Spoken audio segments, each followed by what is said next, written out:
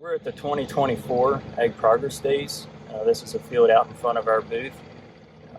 Yeah, we're doing planter demonstrations. We'll be doing live planting demonstrations here. Yeah, it's kind of exciting. I've never done this before, never seen it done. Really looking forward to the opportunity to present planters and planter performance. 3 and row 4 here on this Kinsey I was planter. thinking row 3 and row 4, Curtis. Well, the first thing I noticed that when I went to dig this plant, like the ground is like really hard. You can even feel it now. Yeah. Like you press down on that. Here, you can take that. Like that ground is hard. Now come over here and dig like right this next plant. Oh Notice the density difference. Much different. So I'm not sure if this was a compaction layer from before. So I think it could easily have been. Or whatever it was, but there's definitely a difference in the ground compaction. You've dug out this plant. Yeah. I'm Curtis. And I'm Randall, and we're from Agriteer.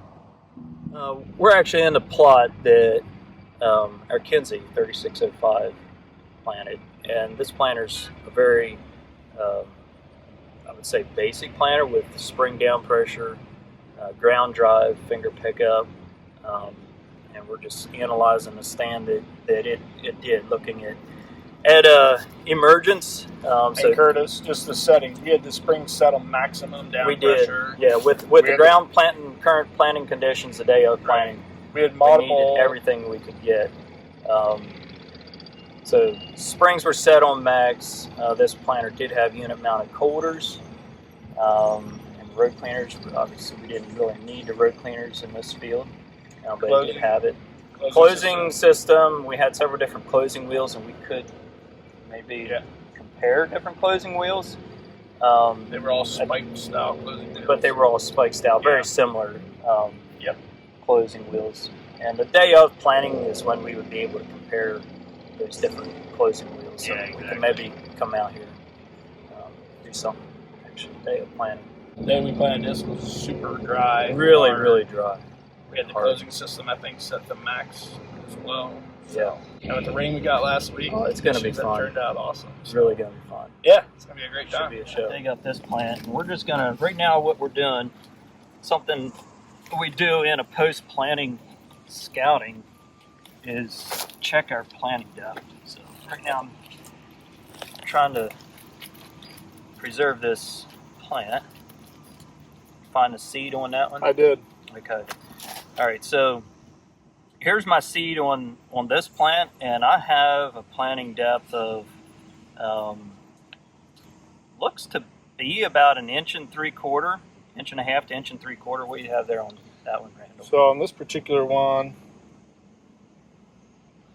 so there's my seed. It's kind of buried down inside there. Right there. It's about a 3/4 inch. And barely a 3/4 inch. About 3/4 of an inch. So, so if we lay these two plants side by side, we can definitely tell a huge difference in plant height. Now, row 3, this plant is a fairly uniform representation of row 3. Row 4 is much taller, and this plant is a pretty good representation. So this just goes to show that planting depth does matter in early plant vigor whenever we're coming up. So one of the things, so we're comparing planting depth and what that looks like in emergence, but we also want to look at uniform emergence. So we're looking down through here. Let's see, everything's fairly uniform. Now we come to this plant right here. So right now we're at leaf collar 1, 2, 3, 4, and this one's leaf collar 1, 2, 3. So we're one leaf collar behind, and so whenever we're talking emergence, we would call that a 1 leaf collar, an LE1, where it's a late emerger 1. Late emerger 1.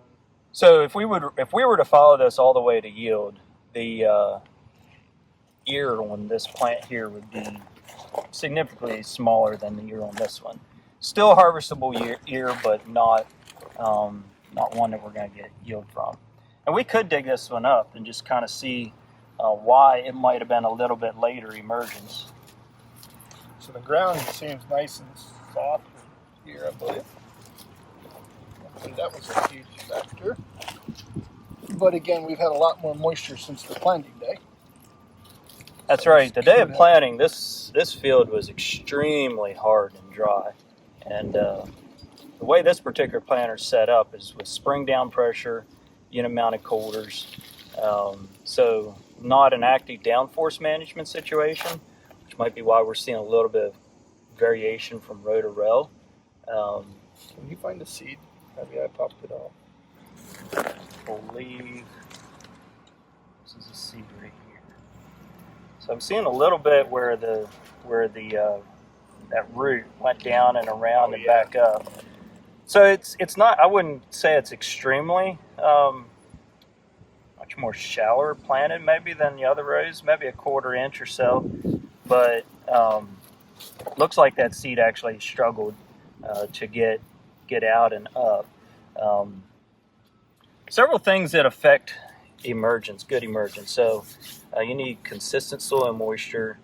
You need a mellow path for that seedling to come up out, and then we don't want any air around that seed to create a good seed to soil contact. So there may have been some kind of an obstruction with this particular plant. We don't know that, but whenever we're analyzing a stand, one of the things we're looking for is uniform emergence. If I just jump over here, just notice in this row right here, this is a LE2, so this would be 2 leaf collars behind its neighbor, and so it would be a essentially a weed in. Right. And Curtis, how much yield could I expect from how each plant? I mean, it looks like it's growing. Well, so I would say that, I mean, that's zero. It's essentially zero, and as a matter of fact, it's robbing moisture and nutrients from the neighboring plants, and it's not really going to. So it's essentially a weed. It's a detractor to the field. So one of the things I have to remember is that even though I have a green growing stalk, doesn't, and I'm saying, oh yeah, it's coming up, and I always have this idea as a farmer that hopefully it'll catch up and produce an ear. Right. But statistically, that's proven to be not true. Yeah. So one other thing, while we're here looking at this, so let's, I don't know what we're going to find here, and even if we're going to find something, but we have a skip here. So there should be another plant about right in here, and it could either be that the meter quit or did not put a seed out, or seed just laid on top of the ground. And at this point, I don't know that there's going to be any way of finding a seed that may have been there. So, but it's definitely a skip that's a missed opportunity.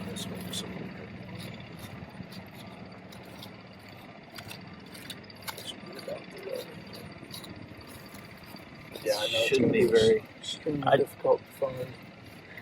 I didn't see anything. What we should probably do is do at planting, and we can see, hey, do we have a skip there or not? But whenever we're talking singulation, so we were talking about emergence, we also want to talk about singulation. Singulation is percent skips, percent multiples, or skips and multiples, really.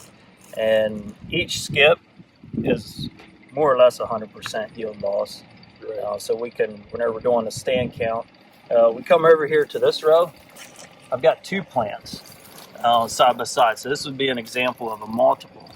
And we could say that this multiple would put on 2 ears, but they actually compete against each other, and the combination of the 2 seeds or 2 plants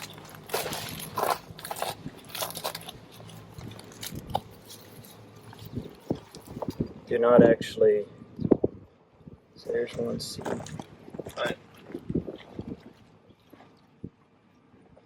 Actually, believe it or not, that was actually a sucker. I believe, because those grew off the same seed. There's the one seed. That's interesting. Yeah, I believe you're right.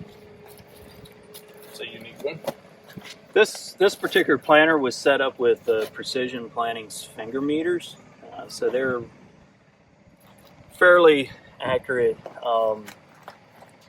meter. I'm just looking to see if we had any in comparison to other finger meters. In comparison to other OEM finger meters. Were they really, I don't think we were seeing a lot of issues with multiples in this field. I'm not seeing any really any other multiples in this stand. A few skips, but again, that could be the seed was there and just didn't emerge. So Curtis, let's talk about if this would have been a true multiple. Mm-hmm. We're looking for 2 seeds side by side. That's right. So the meter picked up 2 seeds and dropped them down. So help me understand, like, why would that have occurred? What would be some of the factors that would lead into that? You're saying this is a finger meter. Finger meter. We often have vacuum meter. Essentially, anytime you have a multiple, it's whenever the meter picks up 2 seeds. Yep. Instead of the one that it's supposed to. So this could be more common if I'm running little smaller seeds. Smaller seeds, or the brush not adjusted quite properly. Yep. Okay. You would see that where it's picking up 2 seeds. The other scenario that we could run into, and this is factored in with spacing. So the other thing I'm looking at is plant to plant spacing. So how consistent am I in the spacing? Finger meters in general tend to be a very consistent spacing. I mean, do a fairly good job at spacing consistently. But something that can happen in the seed tube after the meter lets go of the seed is that row unit bounce, which we have lots of stone here in this field. So we could have had a lot of row unit ride issues. Row units bouncing. We're not maintaining good ground contact, and so there's just a lot more chatter in the row unit. And I'm not seeing it here with this, but we could have a scenario where we have a skip and then a multiple. So whenever we have a skip and then a multiple, that's a pretty sure sign that that seed actually bounced in the seed tube and created a skip multiple scenario. So that's a place where spacing essentially creates a singulation issue. And that seed comes bouncing out of the seed tube, just bouncing down. Yeah, so once that seed starts bouncing in seed tube, it slows down. Yep. Its drop until it exits the seed tube. By the time it exits, the second seed's caught up to the first. Caught up to it already. It's on its way down there. Yeah. So why do guys talk about vacuum meters, Curtis? Does this help? Would that help in this situation at all? So vacuum meters, the vacuum meters that we run, the VSET precision planning VSET meters, and that's going to be what the other 2 planters ran. They're engineered to work with all kinds of different seed sizes and shapes without needing any adjustments, really. Really good, really simple. You pour and you go. Finger meter, you can do a good job if it's dialed in, and this planter was dialed in really well. So you can get a good singulation. I believe we're running a medium round seed, which is the easiest one to plant. If we were to run a flat seed, we'd be seeing a much different stand in comparison. Yep. So if I want to do my homework, I can dial that finger meter in. You can. The vacuum meter is just going to kind of perform at a high level. Yep. If you're looking for every day, if you're looking for that pour and go maximized efficiency, a vacuum meter is where you're going to want to go.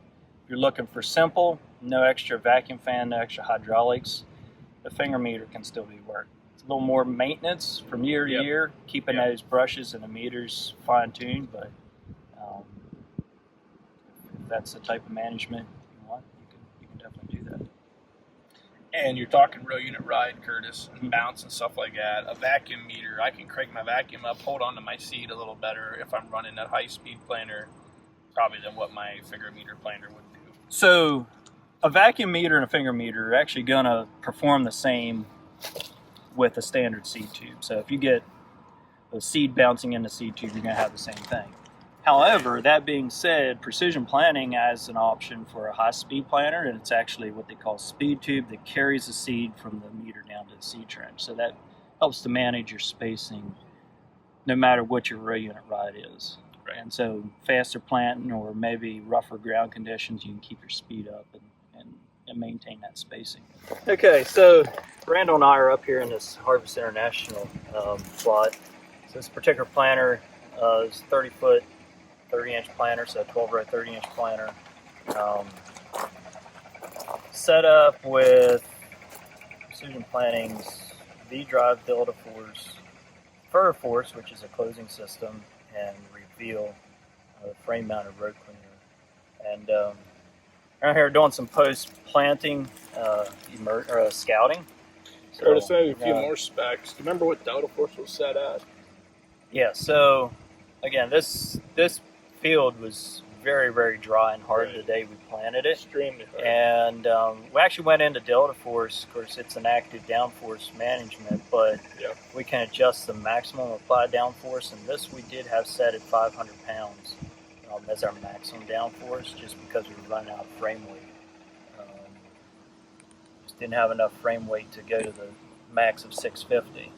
So Harvest has a flex frame, Has a but we flex don't frame. have active weight transfer. We do not have active weight management. So whatever weight was on the frame is whatever weight was there. It was working off the frame that was Right. there. So the wings are obviously going to be our biggest challenge. Exactly. And they were going to get light on us first. Especially so. at the flex point, Right. where Right. it didn't have the weight out. At the end of the wing, we had the weight of the markers. So Yep. it helped to penetrate. So that's just some of the things that's going on here. Some of the things to notice, if we're comparing row 3 to row 4, that'd be a little bit of variation there. Not a whole lot. So but row 3 is where the flex point is on the yeah, wing. between row 3 and row 4, right where I'm at is where the flex point is at Yep. on this planter. So if we walk from one end to the other, we might see some variation there. So just some things to consider. Exactly. And furrow force we had set on automatic. Furrow force we had set on automatic. We set the V drive to 32,000. That was Yeah. our target planting population on all these was our- planters. What was our target planting depth? I know it was hard to get there because it's so We were targeting 2 inches, just like all the other planters. Yeah. That tends to be a very kind of a consistent, good target to start Yes, from. 2 inches. Really what we're looking for the day of planting is uniform moisture. Yep. And that's why we always say 2 inches is a depth to go for. That's where we normally have the most consistent moisture. Yeah. Now, let's say you're running Precision Planting Smart Farmer that can monitor soil Yeah. moisture, and you could see you had uniform moisture at 1.5 inches, let's say, which we obviously did in the day of planting Right. this. But let's say you did. You can Having dial that uniform moisture is really going to be what gives you an uniform emergence then. Right. Because consistent moisture helps with consistent emergence. because we need moisture, we need oxygen, Mhm. and we need what's the temperature? We want to be at least above 60 degrees, I would say. Yep. Some seeds do better in that cold germination. There's actually cold germination tests you can do on your seed, and kind of get where that is. And so if you're out planting early in the spring and you know that this particular variety has a poor cold germination, you could just choose to wait to start planting that variety. Being that we planted this field in July, it was warm, it was hot. Yeah, cold So trend that was wasn't our not problem. a situation. One thing I will note, so we planted this, it was dry and hard, but we did have a rain 24 to 36 hours after we planted it. And so Yeah. I believe that was a big factor into helping our emergence here. But let's just take a look here and see, and we keep talking about emergence. We'll just dig up a plant here. So let me take a look. This plant we're at, looks like V4. This one we're going to say is 1, 2, 3, 4, 5. So I have a V4 and a V5 plant here. So one leaf collar behind. We're just digging up, looking So at I'm gonna planter just depth, and dig it up here, and Yep. we're going to see what we can learn. we're looking at that row. We can see we have very consistent spacing, so we should not really have an issue with that anywhere on this row. Should not be a factor. Let's see if I have a seed here that I can look at. Yeah, that's going to be a little difficult to tell that. Let's dig up this.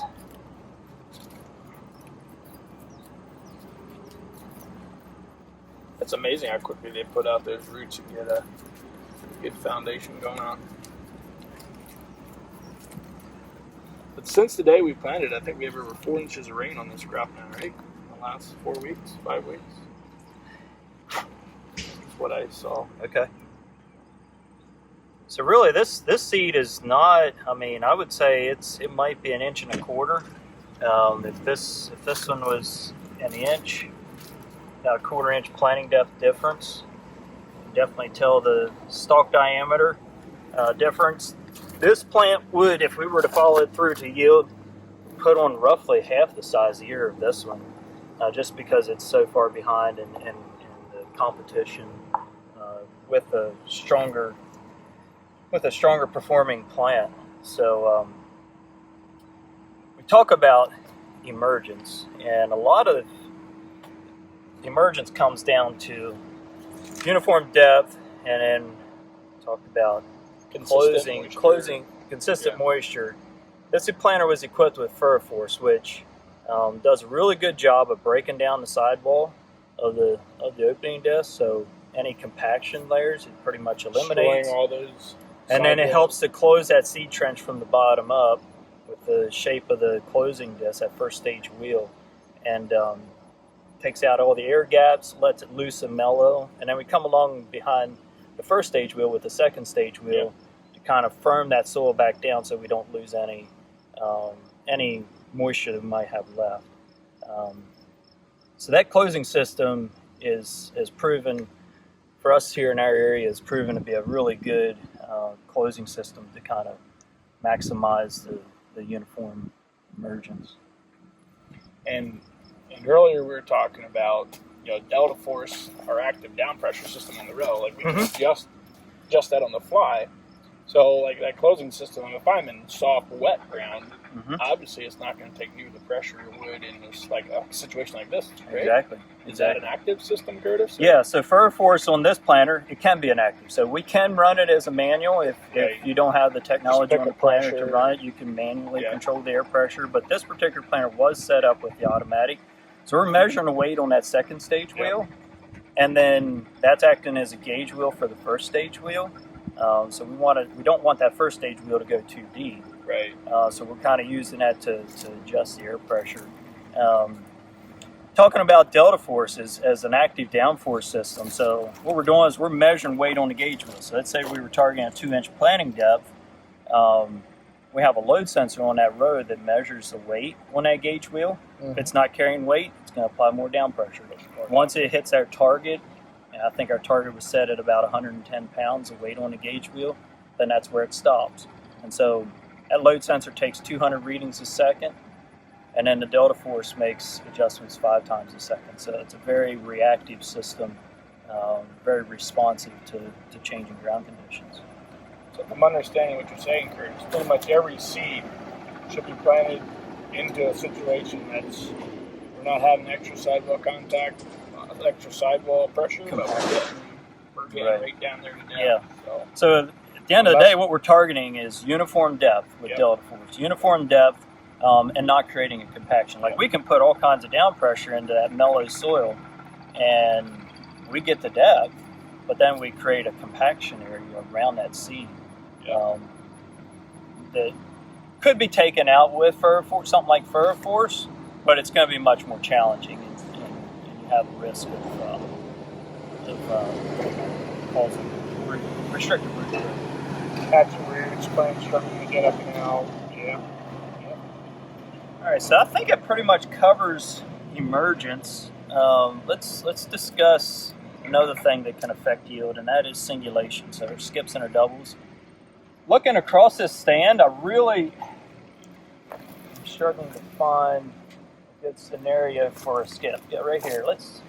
Here's a great example. So you see here, looks like I was missing a plant that was right here.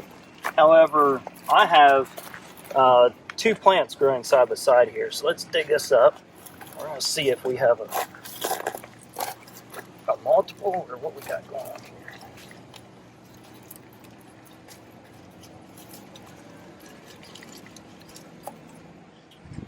So yeah, there's 2 seeds in here. Here's a seed and here's a seed. So I don't know for a fact if this is what happened, but I do know for a fact that we were planting this direction. So this is kind of a story of singulation and spacing both.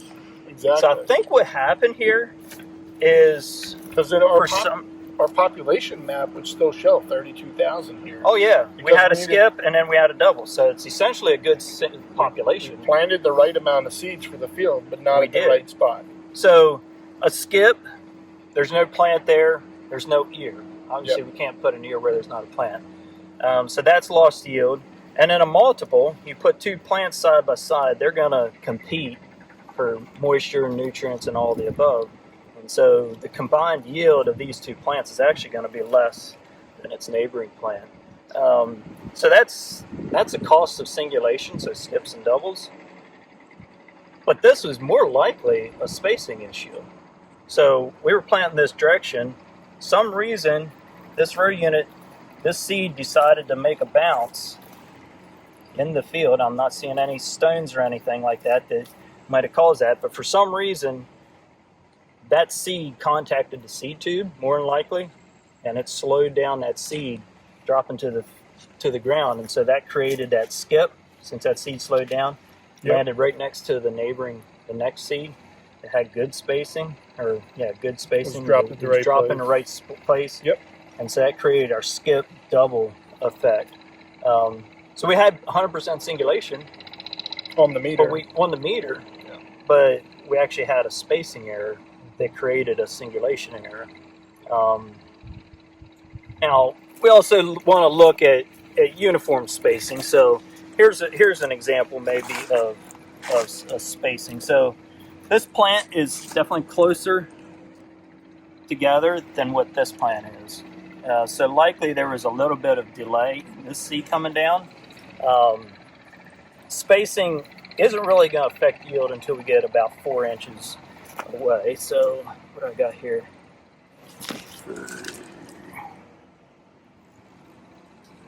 So we're right at 4 inches, maybe just a little bit more than that. So there's probably going to be very little yield hit with that.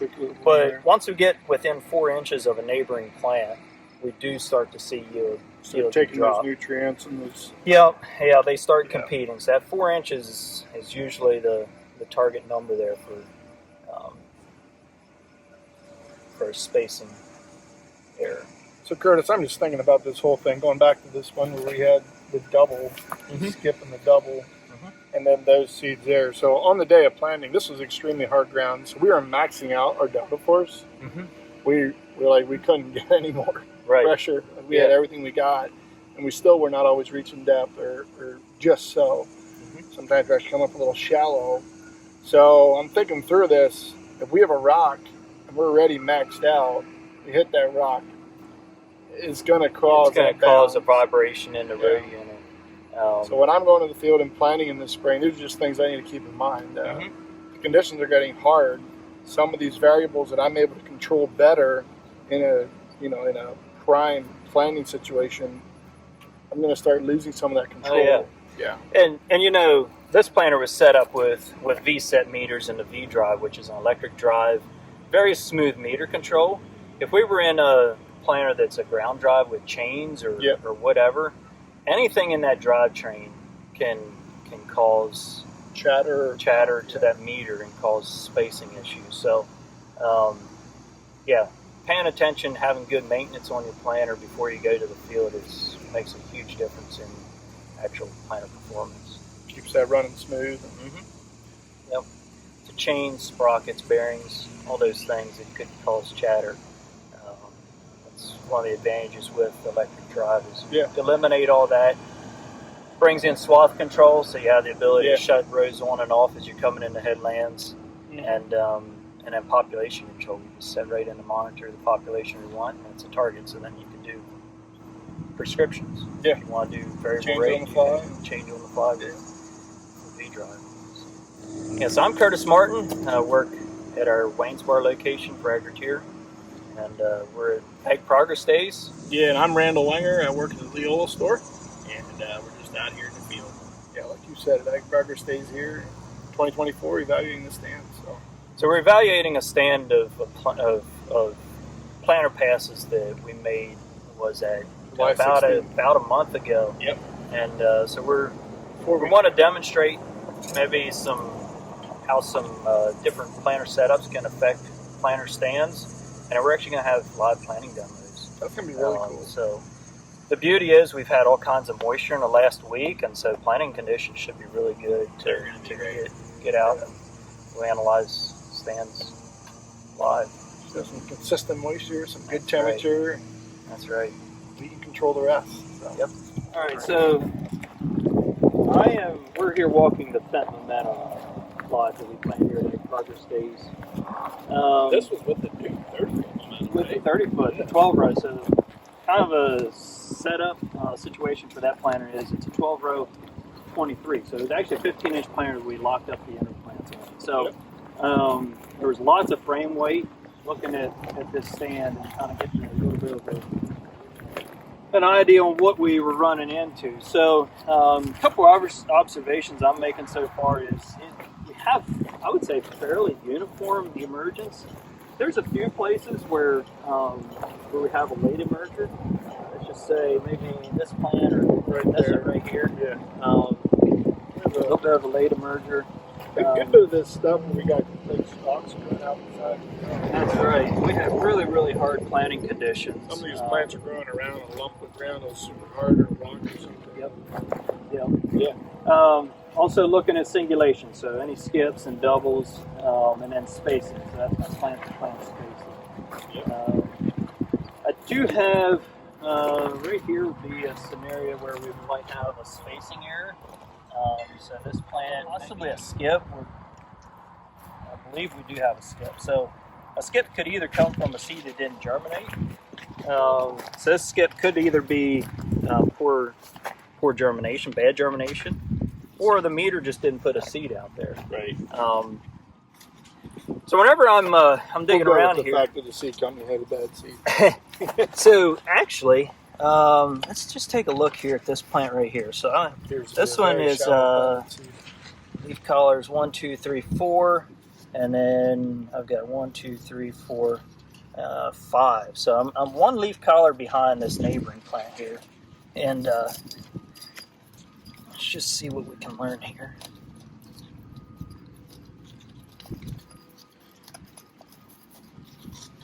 All right, so, It's a story to tell right there.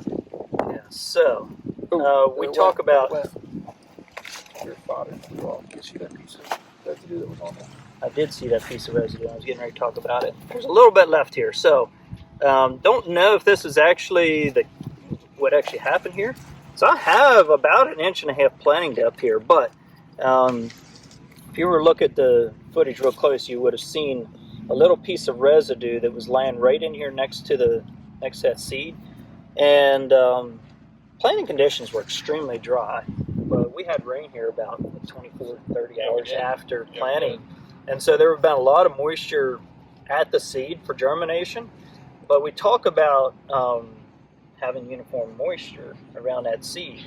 And sometimes we can wick moisture away from that seed just with a dry piece of residue. Because that piece of residue was wholly above the surface. It was actually sticking out of the ground a little bit. I hadn't noticed that when I started digging it up, but it's potential that actually caused that plant to be a late emerger because that residue was wicking moisture away from that seed. It could have introduced seedling disease of some sort or another as well. Potentially, yeah. Doesn't look like we had that problem here, but it could have.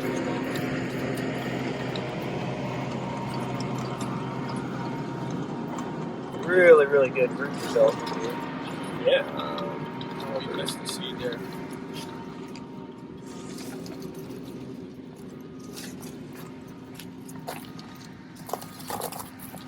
I'm not seeing. Nope, it broke off. It broke off in there. Well, let's just go with this plan. Sure. See if I can do a better job at digging it up. I think some of these were playing a little deeper, actually. You know, Curtis, I think those split rows that we had locked up, it really added some nice weight onto that toolbar. Yeah, that was the thing that I believe actual weight on the frame. Now, the Fent planter itself. It also has the active weight transfer. That's right. I was getting ready to say that. So the Fent Momentum planter comes with an active weight transfer system. So what that is it's measuring. We're measuring the weight on each wheel of the. Oh, I broke it off again. Oh my! Really. These are planted deeper than the others were. Well, so actually, I have my connection point here. So that seed was about right in there. So if you want to hold that up. Yeah. So you're right there. Yeah, I'm right on that 1 3/4 to 2 inch planting depth. So that was our target planting depth. And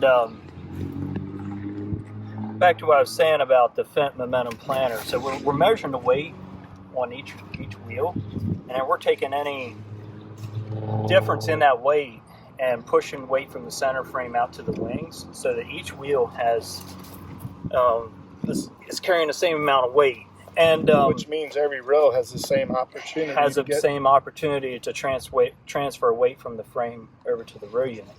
And that would be just to tag a conversation we had about the Harvest International planter. Mm-hmm. That's one of the differences here. That one does not have that active weight transfer. That one does not have the weight transfer system. And that made a difference in this situation. I believe it did. The additional weight of the extra row units certainly helped. Yes. And then the other thing we're doing is we have a tire inflation system with the wide flotation tires on that planter. Obviously, dry plant conditions, we didn't need the flotation of the tires. Let's imagine for a minute if we were out in a field that was very mellow and moist and potentially compactable. Taking that weight from and balancing it out across all the wheels, and then the low tire pressure, so we got the most possible large footprint. So we got the lowest ground PSI. Really goes a long way in creating zones for the planter. Not creating zones for the planter. Something to mention is the pinch row effect. Yep. So a pinch row is whenever you have a row unit running between two tires. The Kinsey and the Harvest International both have that. So again, we didn't have an issue in this planting pass. We're not creating a compaction zone, but let's say again we were in that moist and mellow soil. Those tires are putting down pressure on both sides of the row, creating a pinch row. And there's times I've seen where you can see where the tires didn't actually run over top of the row, but it created a restricted.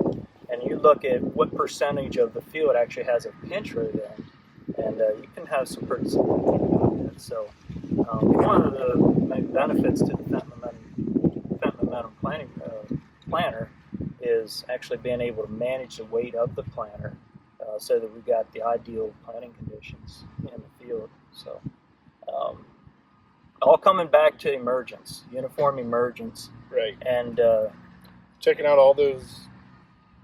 Setting it up for perfect emergence. Mm-hmm. Soil compaction, we're reducing that with the weight transfer. We're making sure every row unit has the weight it needs for delta force to get down to depth. And then the closing system, again, this planter was set up much like the Harvest International. It had the VSET meters, the V-drive, the electric drive, delta force, it's the active downforce management, and then the FurrowForce closing system. So again, in these conditions, I believe a lot of the success of the planter in this case is actually the closing system, creating a nice mellow path to surface rather than creating any more compaction. Curtis, can you demonstrate that for us? We were talking about this. We were digging. When you take our digging tool and you're out here in the middle of the in between the rows, so you're feeling a difference there compared to what you're feeling right in row? All right, so we have that, and then we come in here. I can just see it just by watching you. It's much more mellow here in the C trench. And you can pretty much find the edge of FurrowForce. And so way FurrowForce works is we've got two disc blades that are cutting in and then kind of sealing that seed up, blowing that sidewall apart. It'll be really interesting whenever we actually get out here and plant is to actually go digging behind it and see if we can find a seed trench, because you often can't. Typically behind FurrowForce you can't find a seed trench, and if you can see a seed trench, that means there's a compaction variation. So I'm really excited to see that day of planting, see what we can learn there. So coming back, we're talking, let's say we're planting April 20th, in the spring, we're often trying to get to that field as soon as we can, right? So the ground's a little wet, often we're pushing that envelope, it's probably not barely dry enough. So what I'm hearing you say, Curtis, is that with the Fendt Momentum, we can really control the compaction of the planter wheels. And then with delta force, I'm only applying the pressure I need, I'm not over applying. To get to the depth. So I'm controlling my soil density there and not creating compaction. And then you're telling me I'm coming along with Force, and I'm also controlling soil density and compaction a third time right in a row. Right. Am I understanding you right? Oh yeah, 100%. So we got an opportunity for some really big good agronomic systems benefits. approach here to maximize and get the best possible stand. Yep. Because the thing is, at the end of the day, you can never get a better stand than what you put out there. Exactly. Like, I don't care how good you do. I cannot come back in and place another, I don't know, let's say there's a skip right here and place another seed there that's going to put an ear on. If the plant's not there and the plant's not big enough to do a good job, it's just not going to put an ear on. And so, even like a lady merger, you're not going to a lady merger. You can't. There's no way of fertilizing. Now, obviously, we need to protect the stand. Right. So having a good sprayer set up is always good. But nutrient program. Yep. And we haven't even discussed like nutrients on the planter, but there's all kinds of options we could get into with fertilizer placement and so forth. So I'd say at the end of the day, it really comes down to conversation with as a sales team to fit up the planter to meet your exact needs. Right, because every farm is unique. That's right. And every planter is different, and so that's one of the beauties with having several different planter brands is we can choose a brand of planter that best fits the need of each individual farm. Yep. And every farm's different, and so there's differences in the planter. You take the Fendt Momentum, a lot of capacity. Take and run with that thing. Harvest International, it's intended to be a custom built planter, so you can spec it out. All kinds of different tank options, just a lot of different options. Yeah, we can put central fill on that. Yep. And they're working on some weight transfer options, but really targeting that custom. And then we have the Kinsey planter. We can have a technological planter with all the technology. We can retrofit even precision planting on it if you so choose, or we can go all the way as low on the technology scale as the planter we have here today. The Ag Progress stages. It's chain drive. Chain drive, you just drop it in the ground and it goes. No vacuum fans, no CFS fans, you just drop it in and it's going to go. So if that's who you are and you like that, we got a plan for you. And that's why we call ourselves the planter place. That's exactly right. That's exactly right. Well, Curtis, I believe that wraps it up. We got through and looked at all these stands, and so we've had a great time putting these plots in. We had some rain since then, and we'd love to tell you the story of what happened here with this planting plot. And we had our Harvest International, our Kinsey planter, and our Fendt Momentum all here. We planted a strip with each one. Right. So I'm Randall Wenger. So I'm Curtis Martin. Thanks for going through this plot with me, Randall. It's been lots of fun. Just analyzing the stand here. Really a lot of story to be told here with this stand, and it's always exciting. Every planter pass creates a story, and we want to share that story with you guys. So